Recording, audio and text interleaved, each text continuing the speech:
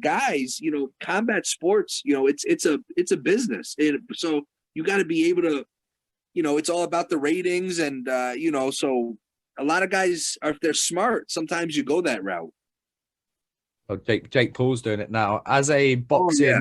As a boxing promoter and a boxing purist, which I didn't ever think I was going to be talking to anybody on this podcast about this, but what's your opinion on Jake and Logan Paul and what they've done for the sport and as their actual ability as boxers?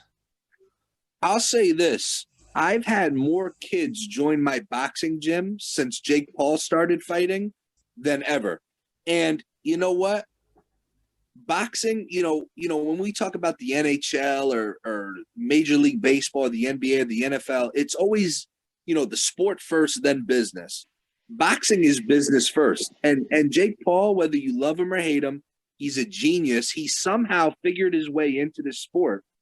And he's getting paid more than half these guys have been doing it their whole life because he brings attention. And I do know people that are in his training camp and they say, AJ, listen, he trains for real. Like he's never going to be a world champion, but he takes it serious. So he's going to milk this for as long as he can, as long as he's getting paid, I'm sure. And you know what? I respect that he's actually trying. Like he trains for real. And but hey, that's boxing, man.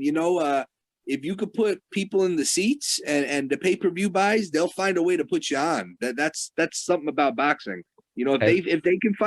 If you can make the promoter money or the television money, they'll find a spot for you.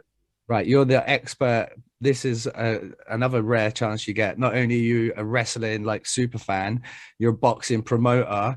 In the last fight with Tyrone Woodley, everyone was up in the press that Jake gave the little wrist twitch. And then next thing, Woodley he hasn't done it in 6 rounds. He decides he's going to drop his left and get absolutely pulverized with a haymaker. Was that a little wrestling move in there? Was that a little heads up or no? I don't know, man. I mean, I did see it.